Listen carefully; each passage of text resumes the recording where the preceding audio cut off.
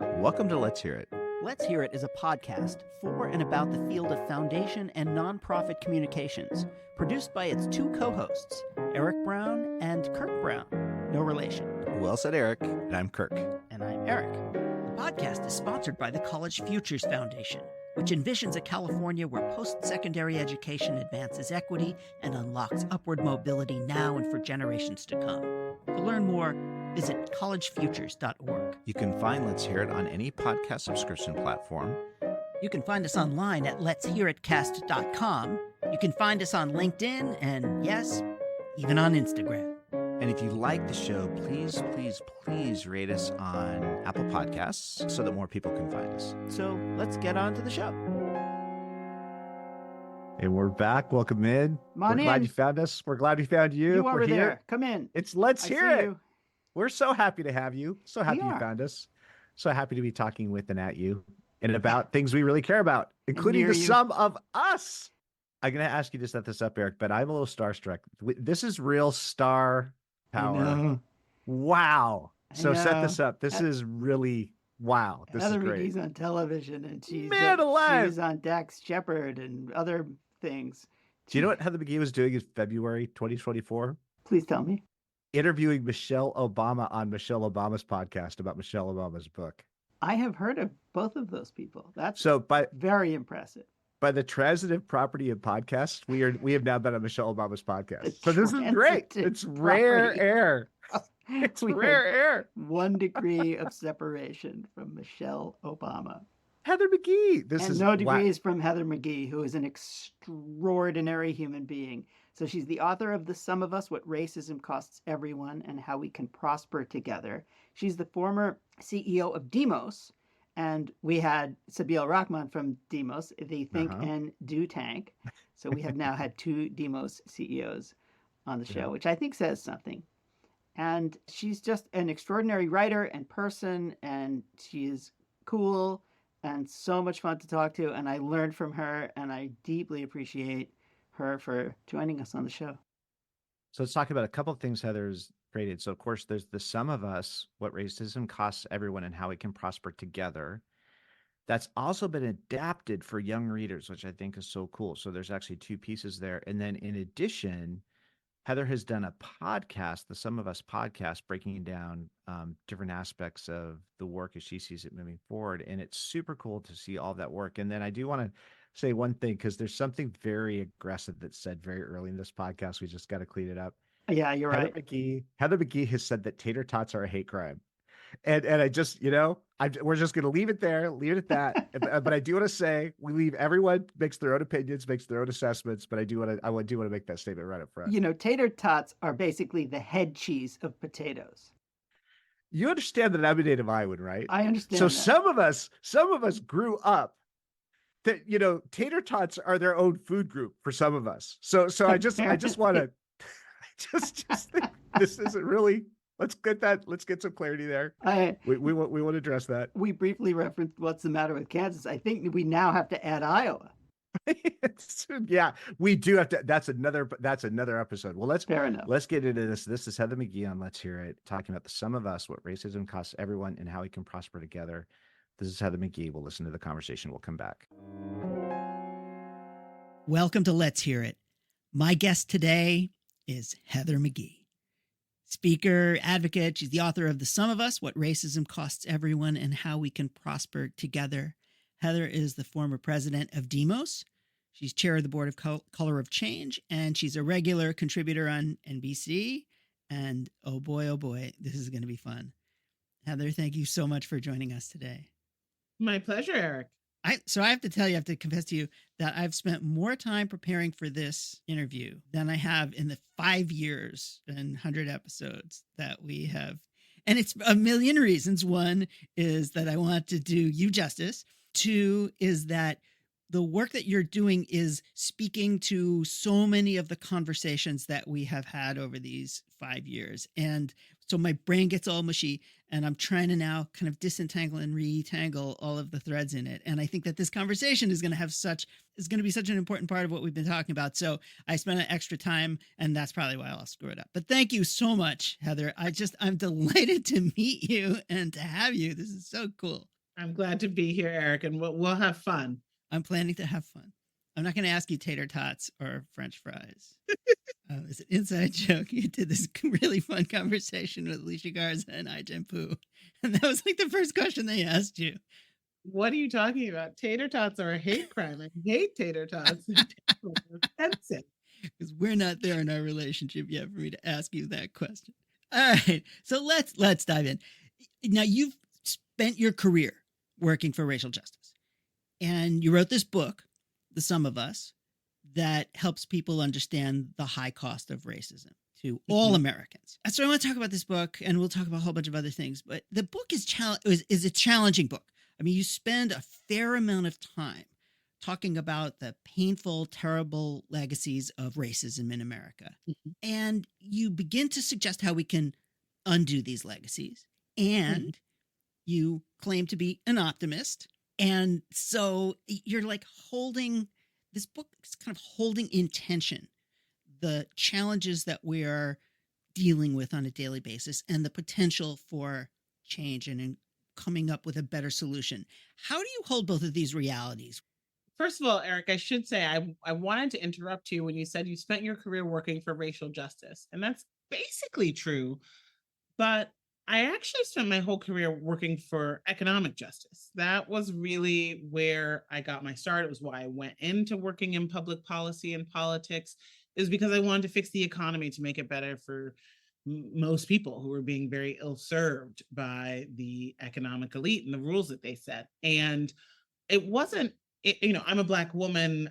I care about race and racial justice and communities of color, but I'm not like a civil rights lawyer, right? That is not what my career has been in. My career has been in financial regulatory policy and taxation and wage and labor policy and industrial policy. And so, but what I discovered, and really The Sum of Us is in so many ways my kind of reflection on that discovery, is that you can't get to a world where everyone's got a fair shot and has nice things like universal health care and paid family leave and childcare and a great job without dealing with the racism in our politics and our policymaking that's holding us back. So I did just want to kind of make that correction because it's an important part of how I got there and an important part of the journey that I take readers on. Most of the people who read The Sum of Us are not people who care first and foremost about racial justice. They're people who are puzzled by the dysfunction in our society and want to understand what gives. And my answer is that it is so often the impact of racist zero-sum thinking on our society that is causing all these vexing public problems. But it's almost because of that, Eric, that I'm able to be optimistic, because I used to be a generalist who would wake up and work on all of these different public policy issues: rising student debt, low paid work, climate change.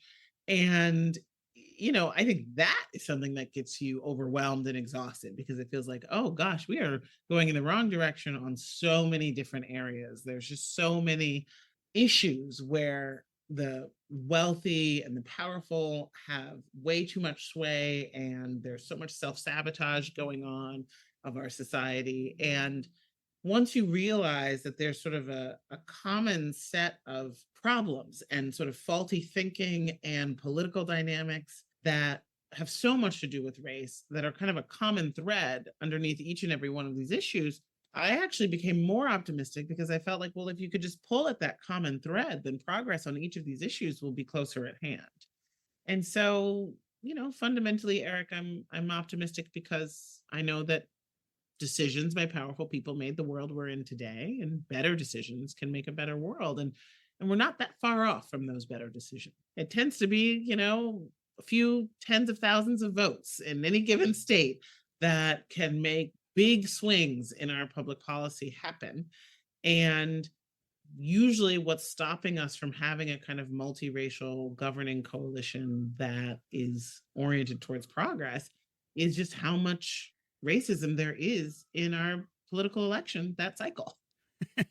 Well, let's talk a little bit more. You talked about the zero sum game, and much of what your book is about and what you've been talking about lately is this zero sum game. Can you just talk more about that? I won't explain it. You do a better job. What I discovered on the course of the journey that I took, which ended up being the sum of us, is that our collective economic progress is being held back by a lie. And that lie is the lie of the zero sum game. It's a story, a collective worldview that is a predominant one in the US. It's on the rise in the US. It's one that says that there's kind of a fixed pie of well being. And if I get a bigger slice, that must mean that you get a smaller slice. And according to the research, it's actually a racialized worldview in that one, the story goes, it's racial and ethnic groups that are sort of competing with one another for dominance and status and belonging. And interestingly, it's racialized because white Americans are far more likely to view the world through this zero sum prism than are Americans of color. Generally speaking, folks of color don't think that our progress has to come at white folks' expense, but the reverse isn't true. And so when I learned about this kind of zero sum mindset that is increasingly predominant in our society, it really was a big aha for me because it helped explain some of the dynamics in our political conversation, our economic conversation, our policy discourse. And that all goes really counter to the way economists see the world. Generally speaking, it's not a zero sum game. It's like a regular sports game, right? Where you want all the players on the field scoring points for your team. You don't want anyone sidelined due to debt, discrimination, disadvantage. And, the economists at Citigroup, for example, calculated that because inequality is bad for growth, they actually put a number on it. They said that the black-white economic divide cost the US economy $16 trillion over the last 20 years. And so that's a really just one big killer fact about the ways in which it's not a zero-sum game. We don't want players that can't score as many points as their God-given potential. But the problem with the zero-sum lie is it says we're not all on the same team. And so this zero-sum story, which you can hear echoes of in so much of our discourse, is really pernicious. And it's underlying a lot of the self-sabotage that we see in our society. You talk about narrative a lot, and we talk about it on this show a lot. And everybody wants to shop in the narrative aisle. If you're working at a nonprofit, or I don't know if they click on the narrative button online. I don't know if people shop in aisles anymore. But the idea is that we want to control the narrative, and that the narrative is this story. So that feels like this is an important narrative, with a, I don't know, it's an important narrative in American society, that among some folks that think that there is a zero sum aspect to our society. It feels to me like there is a almost parallel and equally pernicious narrative, like the American dream myth, the Horatio Alger myth. If you work hard and play by the rules, which was something that Bill Clinton talked a lot about, that you will get ahead. And so there are maybe these two narratives that are overarching either our economy or our politics. Yeah. Do you agree that these are these two very powerful narratives that seem to kind of crowd out many of the other countervailing narratives that folks would love to be able to promote, like that we all benefit when there is diversity, when we have the opportunity, that when everybody gets a chance to be on the field or be on the team? Do you think that I have this largely right, or are there other narratives that you think that are equally powerful, that are just kind of vying for prominence?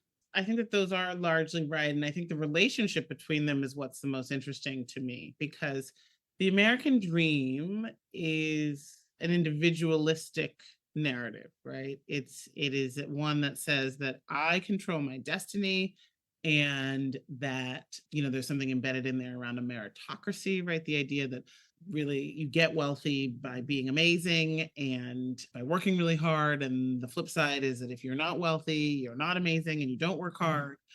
But the other question that I think is really important, that the right wing really makes sure to poke, which is not just, are you in control of your destiny and what does it take for you to succeed, but how should you think about other people's success?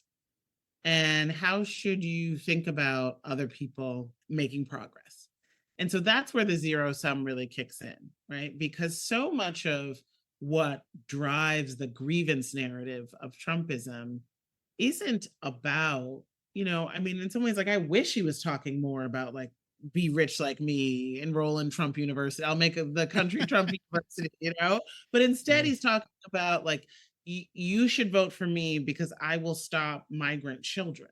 It's a very much about who are these other people who are encroaching on your American dream.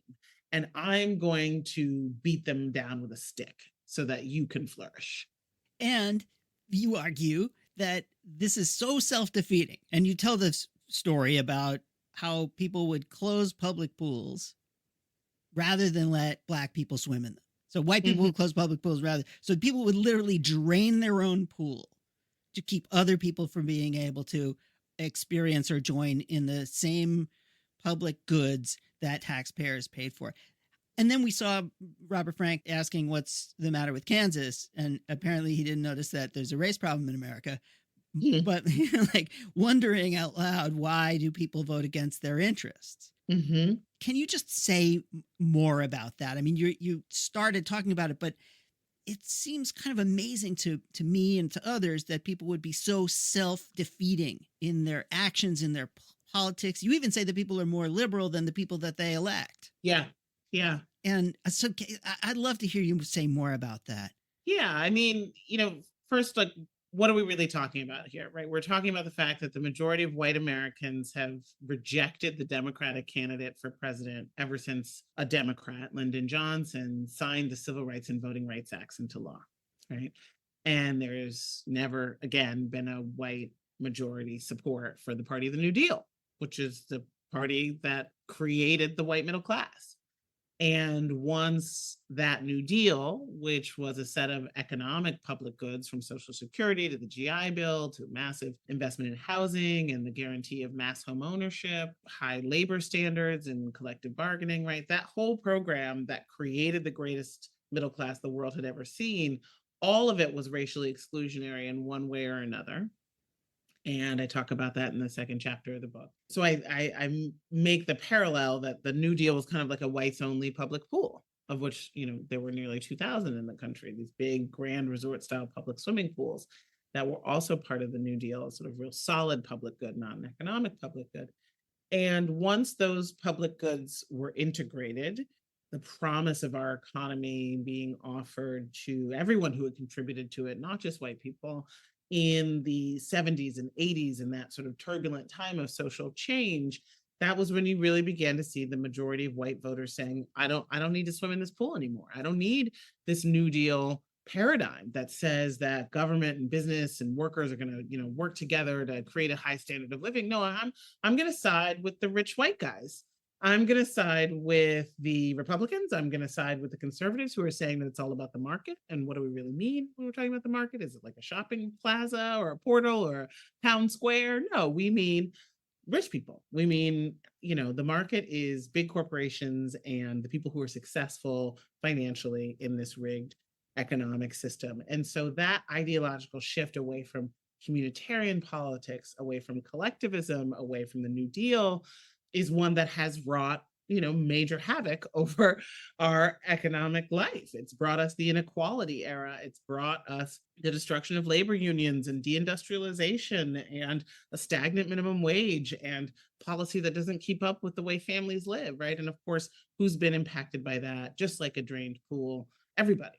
And so that certainly is the big argument, is that white voters have paid an economic cost alongside the rest of us for turning their backs on the formula that created the middle class, and that it's largely racial resentment and a sort of anti-government sentiment that is really inflected by anti-Blackness and the association of government and public goods with undeserving people of color that has really sort of fueled the right-wing economic agenda to redistribute wealth upwards. Now, I don't think, however, that white people have voted against their own interests in so doing. Yeah. And so, we need to define interests broadly. I say that there have been costs for the average white voter, for sure. The average white voter pays too much for everything from healthcare to childcare and, all of that, right, than they would if we'd allowed the New Deal to keep growing and expanding.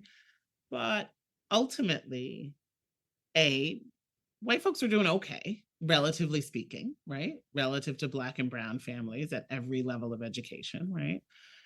And in some ways, what you have is beyond a certain level of subsistence that is necessary, mainly important to you because it reveals kind of who you are and what your worth is. And so if you've got other signifiers that are powerful in our society that are saying you're still at the top of this food chain, right? You're still the default American. You're still the real American. You're still on this team, this really powerful team that is winning. Then that's communicating something that might be worth, a few thousand more dollars in your pension. W.B. Du Bois called it the wages of whiteness, that the white workers in the South were willing to be paid in a psychological wage instead of linking arms with Black workers to demand higher real material wages. They'd rather be separate and apart because that paid its own psychological wage. So I guess I'm always a little bit reluctant to say that white people who are voting against a fair economy are voting against their own interests. They're maybe voting against their own material interests, but there are other interests. Yeah. Well, it's a little early in the day for me to start drinking, but after this break, we're going to talk about what to do about all of this. So we're going to take a quick break with Heather McGhee. You're listening to Let's Hear It, a podcast about foundation and nonprofit communications, hosted by Eric Brown and Kirk Brown. If you're enjoying this episode, you may just be a rule breaker. Tune in to Break Fake Rules, a new limited series podcast with Glenn Galich, CEO of the Stupsky Foundation. Hear from leaders in philanthropy, nonprofits, government, media, and more to learn about challenges they've overcome by breaking fake rules and which rules we should commit to breaking together. We are also sponsored by the Conrad Prebys Foundation. Check out their amazingly good podcast, and we're not just saying that, Stop and Talk, hosted by Prebys Foundation CEO Grant Oliphant. You can find them at stopandtalkpodcast.com. And now, back to the show. We are back with Heather McGhee. I did a quick shot over the break, so I'm I feel girded. No, but let's now talk about what you call the solidarity dividend. I mean, this is really the flip side of the zero-sum concept. What is this competing narrative that we can work together to promote and come up with a solidarity dividend? Let's talk about this a little bit. It's basically the idea that we have to acknowledge that we need each other and that the most important things in life I simply can't do on my own. Right? I can read to my son. I could hire him a private tutor. I can't make his neighborhood school an excellent, well-funded one on my own. That takes all of us. It takes government. I can recycle all I want. I can't put a dent in global climate change on my own, right? That takes all of us. It takes collective action, collective problem solving. It's the idea that, of course, there are common solutions to our common problems. And in a multiracial society where racism has been used strategically to cleave the kinds of multiracial working and middle-class coalitions that could solve our common problems together and use the power of government and labor unions, other forms of collectivism to fix the things that are broken, then what's super powerful is multiracial collective action. And so this idea, this term that I coined, the solidarity dividend, is really about these actual gains. And I used the term dividend for a reason, right? We're talking about gains, wins, upsides in our financial lives that we can unlock, but only by coming together in cross-racial solidarity. I love the word solidarity. I think it's one that we don't use enough, but it's a very powerful concept that says that we are interconnected, that no one should fight alone, that an injury to one is an injury to all. And in the back half of the book, I tell a number of stories that I then expand in the podcast, The Sum of Us, which is a narrative documentary podcast telling 9 different stories of multiracial coalitions in overlooked places across the country. People coming together across lines of race to do together what we simply can't do on our own. They're really winning against these problems that are caused in whole or in part by systemic racism. But these are coalitions of white, Black, and brown, indigenous, and immigrant people being willing to put away zero-sum thinking and roll up their sleeves and link arms across race. And they win. And they're really great. My favorite, I think, was Lewiston, Maine, but there was a bunch of them that were really fabulous. So your book came out, I think, 2 weeks after Joe Biden was inaugurated, if I have this correct. Yeah. And a lot of folks were just trying to shake off the pain. It was 4 miserable years, and we're like, okay, fine. Biden is here. And I knew nobody thought he was going to save the day, but they were like, okay, things are going to get better. And since then, the government has allocated over $1 trillion in clean energy and infrastructure spending, which feels to me like a spectacular opportunity to make this case that the pie is getting bigger, whatever metaphor you want to use. Although I think a lot of folks are still seeing that there's resistance to taking the money, or they don't trust, or whatever. The right is trying to spin this into yet another zero-sum narrative. How do you feel this opportunity is going so far, and where are the best ways to continue to talk about the solidarity dividend? Because there's a lot more money on the table. The trick is, do we use it to our advantage? And I'm going to use the royal we, you, me, and everybody who cares. And how's that go? Yeah. Well, I mean, to be honest, much of the agenda that came out of the Democratic trifecta and the first 2 years of the Biden administration was a raft of solidarity dividends, from the child tax credit, right? Which is just one of those like perfect kind of New Deal things. That's just like, listen, we're just here to help. We're just here to say it's expensive to raise a kid. This is not a complicated program. It's just like, here's a little help to every man, woman, and child in a family, right? Based on how many children you have. And we're not going to do universal childcare or, paid family leave because, for some reason, Joe Manchin doesn't like it, but we can at least do this. Like that is a great example of something that would not have happened were it not for a multiracial coalition. And it's a dividend for everyone. And there was not massive opposition to it. It was a huge welfare program for everybody. So that's an example. I also think that, canceling student debt is another really great example of the kind of solidarity dividend, where this is about a really messed up experiment we've tried with the past couple of generations by saying, let's drain the pool of public resources around college. Let's make it a private membership only thing where you have to pay to go and keep paying through the nose in a way that grows over time. And it's a complete change from the kinds of financing for higher education that helped put the United States on the map in the 20th century, back when 90+% of the college going population was white.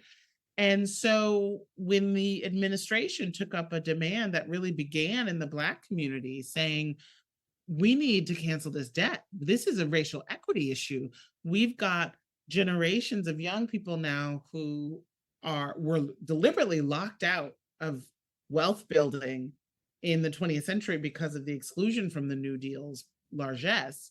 And now their children and grandchildren are having to pay that same government for the privilege of having gone to college and played by the rules. It doesn't make any sense. It's a huge wealth drain on the future of the country, and it's aggravating the already wide racial wealth gap. And then you saw Biden being willing to pick that up and then make it something that was for all borrowers, right? That's a solidarity dividend. And yes, the right-wing corporate court knocked it down with a really zero-sum argument, I may add, Eric, saying that basically unfair for some people, student borrowers, to get this benefit, like as if there should be this widespread resentment by the rest of society for our fellow Americans to have a little bit less of a boot on their neck. I don't know. But still, the administration has canceled, $200+ billion of debt. And that is good for everyone, right? It's good for the borrowers. It's good for the borrowers' next creditors. Because we're going to go out and get other loans and better loans and more useful loans for the future. We'll get mortgages. It's good for the housing industry. It's good for employers, right? It's good for families. It's good for seniors, right? And so all of these ways in which a well-designed answer to a widespread problem, we can only have it through a multiracial coalition that puts the right people in power and makes these demands to fix our problems together and rejects the idea that we can just do it on our own. And that there are these widespread benefits that are often really, really obvious ones that go beyond the people who are targeted to get those benefits. It's really easy argument to make in a consumer-driven economy, right? When parents have more money to spend on their children, you line up the beneficiaries of that. So your book and this argument, this conversation really feels like a natural extension of the race class narrative work you did at Demos with Anat Shenker-Osorio and Ian Haney-Lopez. And I hear about it all the time. Whenever I talk to folks who are out doing their thing, like, we're using the race class narrative to do our work. Can you talk about that? And in particular, the work that you did in Minnesota, which you talk about in the book. And I also hear from the Minnesota thing, the Minnesota race class thing.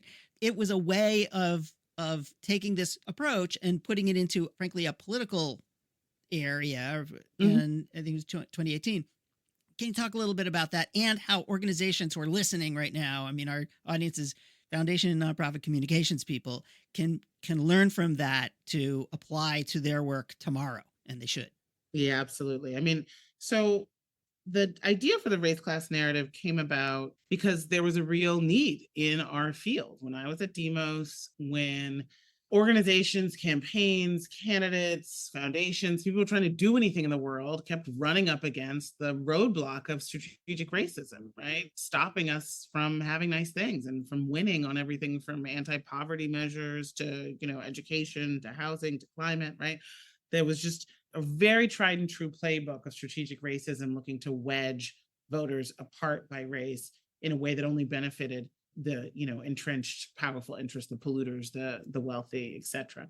And so Ian Haney-Lopez, who was my law professor and a friend and a kind of co-conspirator, and then Anat, who actually knew how to do message development and research and testing, we got together and had dozens of organizations and leaders, do input into this idea of can we have a set of messaging principles that deal with race and class together, and that are really focused on creating a multiracial coalition for collective action?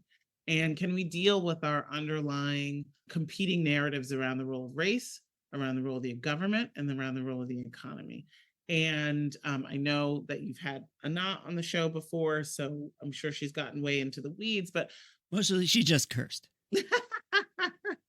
She is a colorful character. She's very colorful, salty language, I believe I referred to. No, I'm sorry. Please go on. I think that the thing that really warms my heart about the race class narrative is that it still lives. And more importantly, it's not just a set of talking points. We knew from the beginning that it would have to live in people and that there would have to be a mechanism for organizations on the ground to be able to work through it for their applied context. We're doing a healthcare ballot initiative in Kansas. We're doing a democracy reform campaign in Florida, whatever it is, right? And that it wasn't just here, take this PowerPoint. It would be actually, this is the specific Somali community we're trying to get on board. And this is particularly the rural community we're trying to get on board. And here's what the opposition is saying. And how would you counter that? And so there's this wonderful organization that exists now called We Make the Future that I'm on the advisory board of, that is a handful of people who work every day with grassroots advocates and organizers and campaigners and community foundation folks, whoever's trying to do something together on the ground, and they need to sing from the same hymnal. So the Minnesota example is a great example of a state that had a strong, progressive, history, but one that was very challenged by demographic change and new immigrants, and specifically by the ascendant right wing, kind of Tea Party right wing, its ability to use demographic change to wedge white voters against the kinds of progressive economic policies that they had supported in the past. And so there was a campaign rubric that was called Greater Than Fear. And it was basically inviting people in Minnesota to not be afraid of the future, to not be afraid of their new neighbors. And it used a very Minnesota specific set of images and stories around how people always help each other out in the snow, right? Minnesota, snow. The snow hits and everybody has to help plow each other's car out and help push their car out of the stuck in the snow. I was in Minnesota a couple of years ago, and as soon as I got to the place where I was going, with some church or something, that thing was happening. There was literally a group of people trying to push a van out of the snow. And it was, honest to God, like a hijabi woman, an African man, a white, guy with like curly kind of Norwegian hair. I mean, it was just kind of hilarious. And that was used. And of course, this is very important, that RCN framing was used by grassroots organizations on the doors, by the teachers unions, by the elected officials and the candidates, right? So that it was this, because it's one thing to have the good words. It's another thing entirely, it's usually where we lose, for people to actually hear them. We just don't have the ubiquity, right? And so in these state and local campaigns, if foundations really help make sure that there is the communications capacity, and if organizations invest in aligning their communications staffs, then you can actually create a little bit of an echo chamber that lifts up and out of the nonprofit ecosystem and becomes something that people actually hear.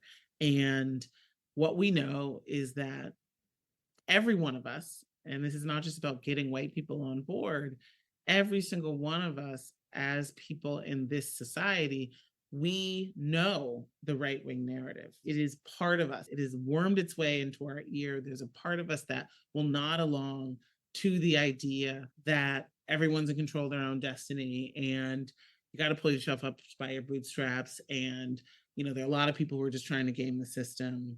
And then we also have in our ears what we would think of as our better angels, the idea that we've got to do it together.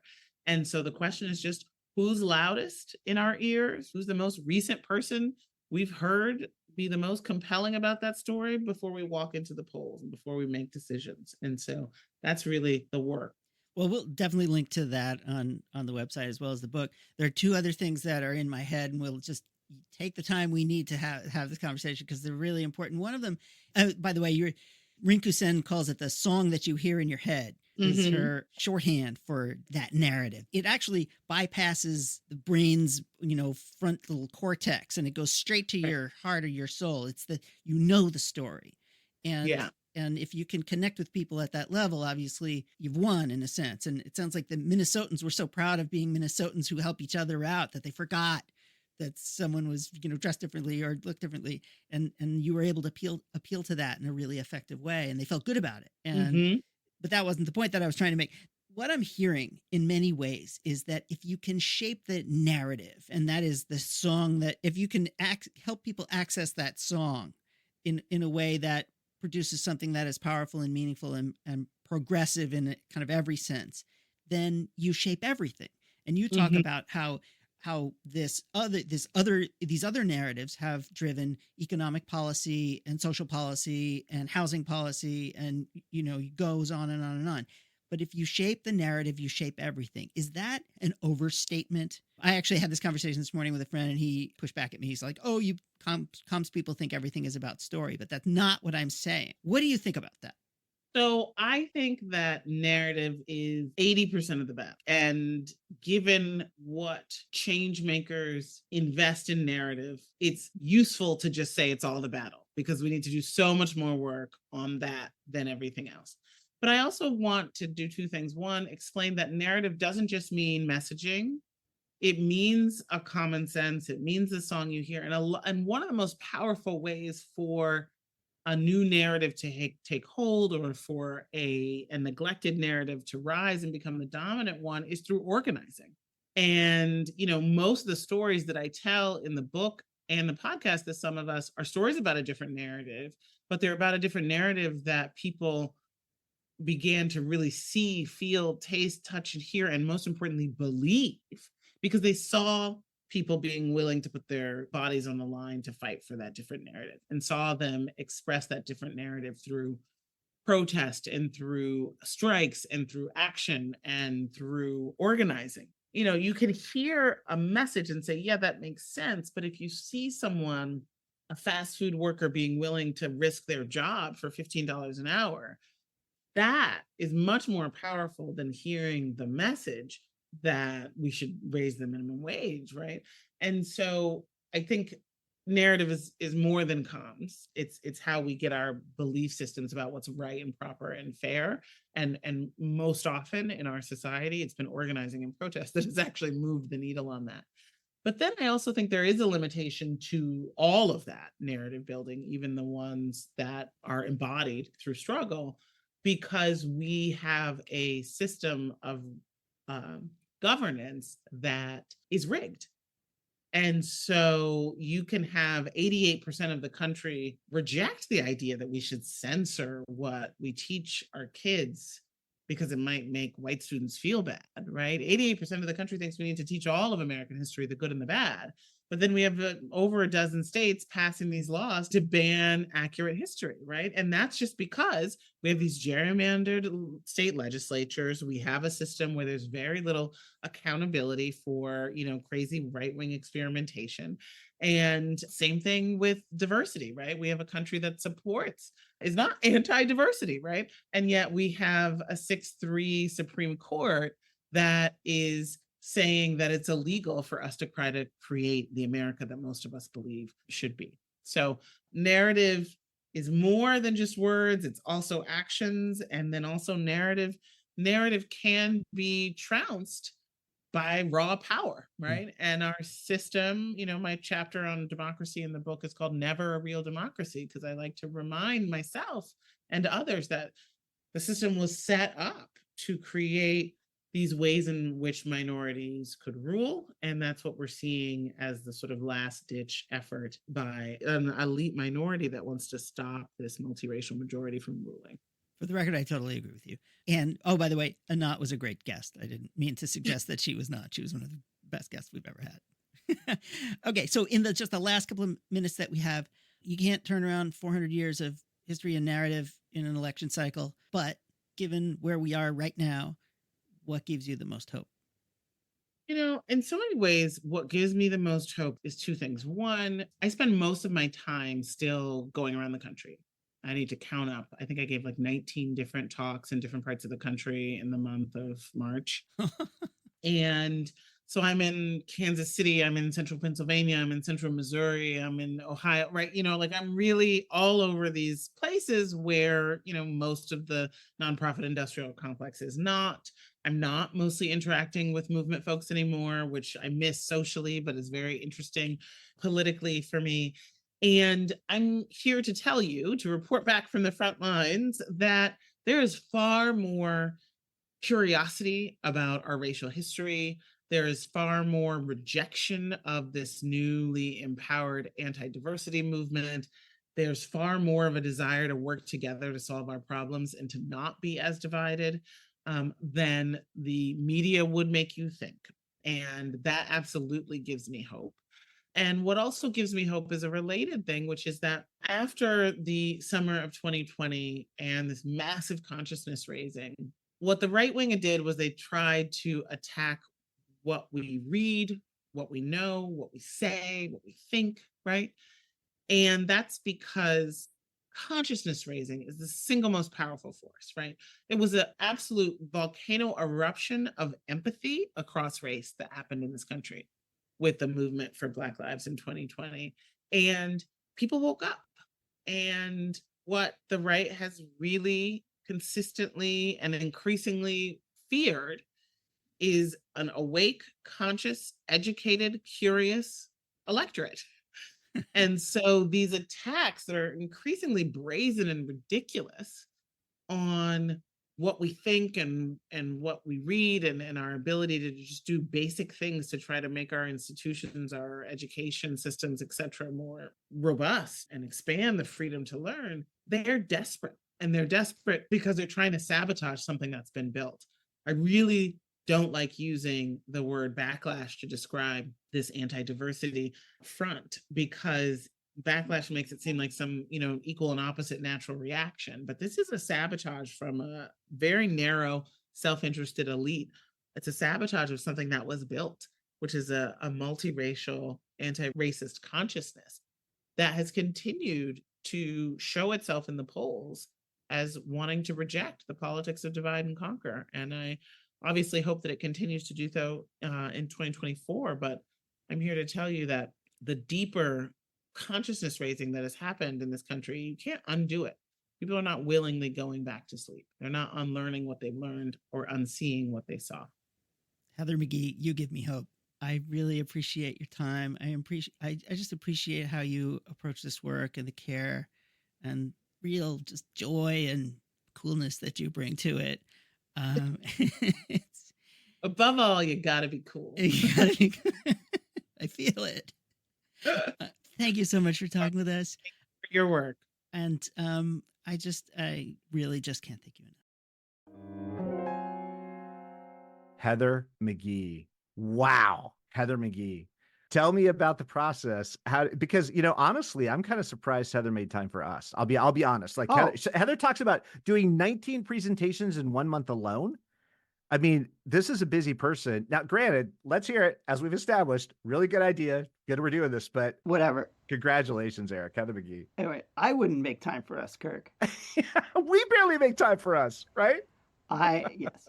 I was introduced to Heather by a extremely good friend, Ruth Wooden, who was a board member at Demos. And Ruth and I, we worked on a project together. And she's just a dear friend and a wonderful person. And she used to run the ad council, and she's like old-timey.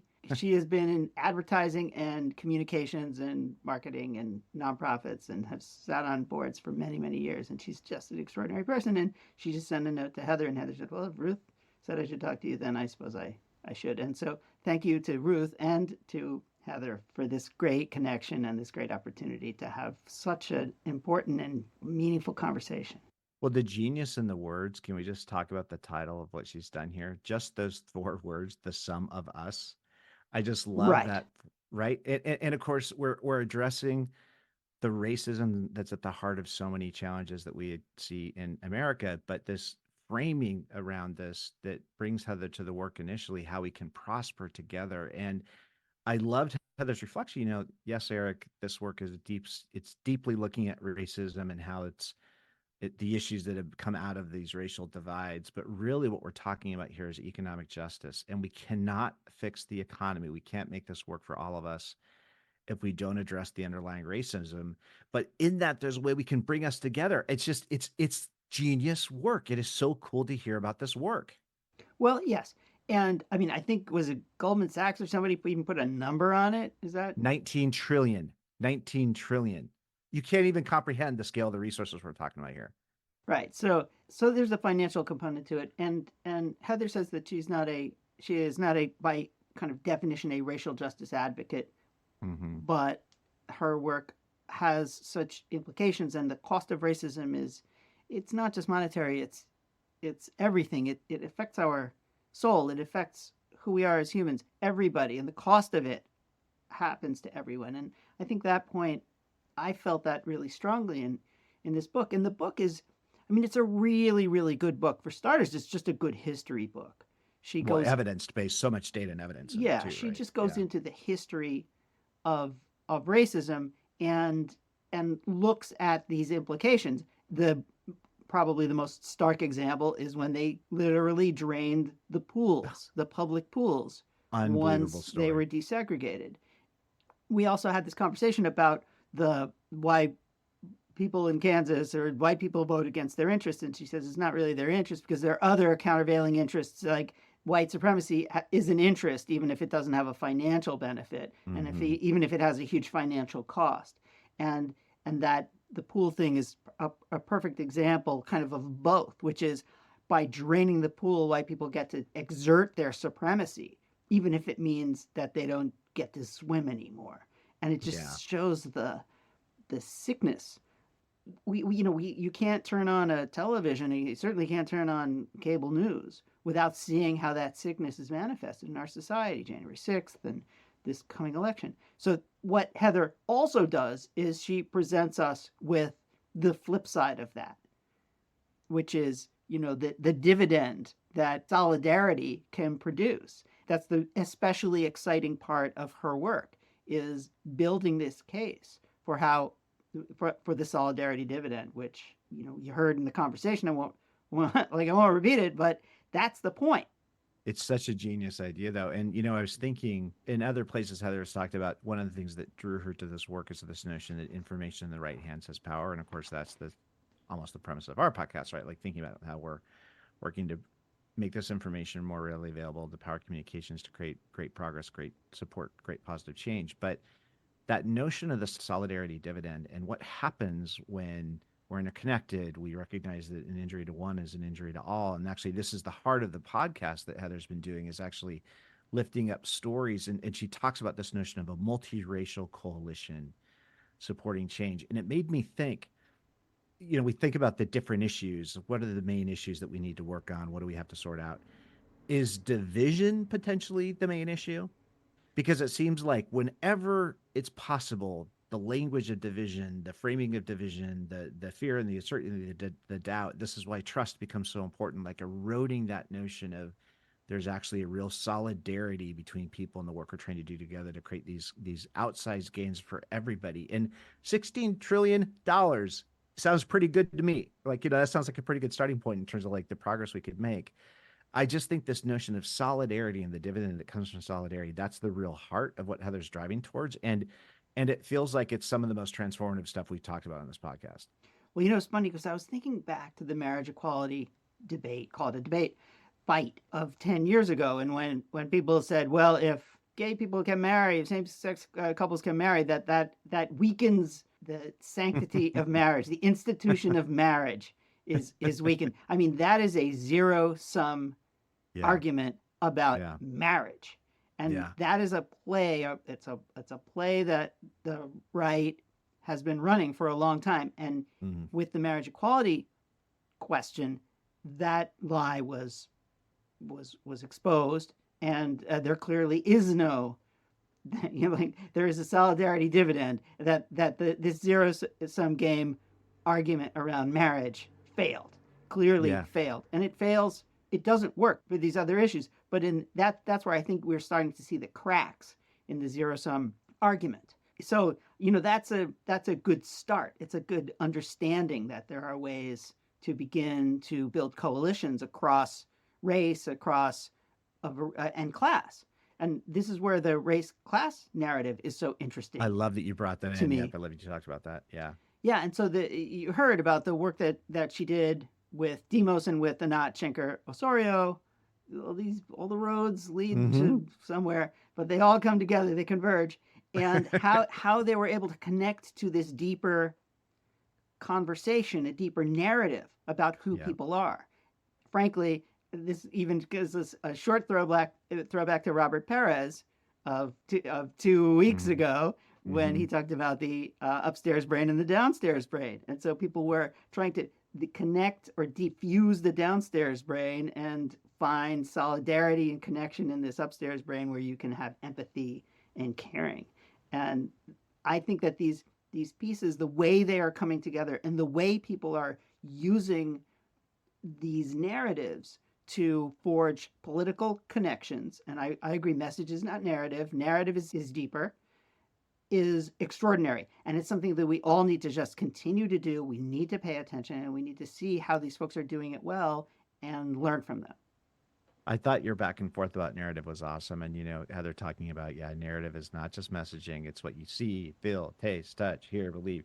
So you can see narrative expressed in organizing. This notion that you talked about it, the song you hear in your head is what narrative is. But I was thinking, one of the things I'd love to publish on sometime is this notion of language versus experience, and I feel like one of the great projects of humanity has been how to master the technology of language. Like we've struggled with it ever since it was created. Is it, what does language mean? How do we use language to create commonality instead of create division, et cetera? But that link then between what we do with language and how we express that. And I would say that visual language, I would say that in every form, it's really language. How do we link that to experience so that those two things work together to give people a lived sense that they have a place in this world that you've pointed out before? It's like one of our challenges today is we're describing a world that doesn't exist yet, saying it's going to be better. Trust us, we can build that world together. And so, as we wrap up, I want to just, however, so the counterpoint to that is what Anat said, which is we did, we can, we will. yes, that's And right. There's the inevitability. Yes. Yeah, it's this notion of inevitability. It is not, Yes. we're going to a place that you've never been before. We did these things, and here's where. We can do them now, and we will do them in the future, and join us to a better world. And I think that is the companion piece Yeah. to this conversation. Well, I loved Heather's reflection at the end of your conversation about consciousness raising and what happened in 2020 around consciousness raising. So I was thinking about this, and I was thinking, so have any of us encountered the word woke in the public dialogue? Right. And it seems like such a powerful, like that is in theory the antidote to this consciousness raising that was created out of 2020. And then I think about multiracial coalition. And how often do we encounter that word in public consciousness, right? But it's like, this is kind of the challenge, I guess, of the moment, right? Is how we take this consciousness raising, continue supporting it so it continues growing. We have to find our way through this language that's being pointed at that whole notion that's around woke, no, this is all woke, this, woke, that. And that's actually the real monster in the corner. But getting into this actual multiracial coalition that can cause good things to happen, it feels like that's the grand arc of the narrative we're in right now. Sure. And your opponents are going to take your language and attempt to twist it and turn it into a dirty word and manipulate it. And the trick is to find the thing that connects people. You don't have to coin a phrase in order to make deep emotional connections with people, to connect with them with their downstairs brain and their upstairs brain, to understand how this concept of the sum of us, the value of the sum of us, that is indivisible. And it is certainly not a zero sum. And so those are ways to get around and through all of the crap that the other side will throw at you. And they will attempt to distract you and put you on your heels by making you defend your terms and that sort of thing. And the trick is to not get sucked into that stupidity. And the trick is instead to continue to find these bonds that make us human, that give us hope. It's the reason that we get up in the morning, and find a way through the craziness. And again, Robert Paris said that you can't message to somebody that you have contempt for. And so that's hard because, we all feel this frustration and this anger. And yet, it's not like we want them to necessarily carry, I don't know, the flag, let's call it, or some other metaphor. But what we need to do is to connect on some different level and find a way through, because that is going to benefit everybody. That is the solidarity dividend. Yeah. Incredible work. Heather McGhee, starstruck, a star among us. Thank you, Heather. Let's hear it. Heather, thank you. The Sum of Us, What Racism Costs Everyone and How We Can Prosper Together. Check that out. Check out the adapted version for younger readers. And please check out the Sum of Us podcast. It's really awesome. And that really takes the story forward. It's all the kind of multiracial coalition work that has been done, that is happening, that's creating real gains on the ground in a lot of different and interesting places. And the one comment Heather made that I completely agree with from my own experience, that the perspectives we're getting around a divided America showing up in front of us in the mainstream media don't get borne out when you actually get into the field. And I would encourage all of us to actually take that time. Chris Ducardi talked about this when he was talking about the work the Heinz Endowment is doing. Take the time to get into these communities. Don't trust what other people are saying about them. There's much more commonality out there than the way I think we give ourselves credit for these days. Go to Iowa, try the tater tots, see for yourself. We will see you next time on Let's Hear It. Heather McGhee, thank you so much. Mr. Brown, thank you so much. That was awesome. Thanks, Kirk. See you next time. Okay, everybody, that's it for this episode. Please let us know if you have any thoughts about what you heard today or people we should have on this show, and that definitely includes yourself. And we'd like to thank Our indefatigable producer, Harper Brown. John Ali, the tuneful and inspiring composer of our theme music. Our sponsor, the Lumina Foundation. And please check out Lumina's terrific podcast, Today's Students, Tomorrow's Talent, And you can find that at luminafoundation.org. We certainly thank today's guest, and of course, all of you. And most importantly, thank you, Mr. Brown. Oh, no. Thank you, Mr. Brown. Okay, everybody. Until next time.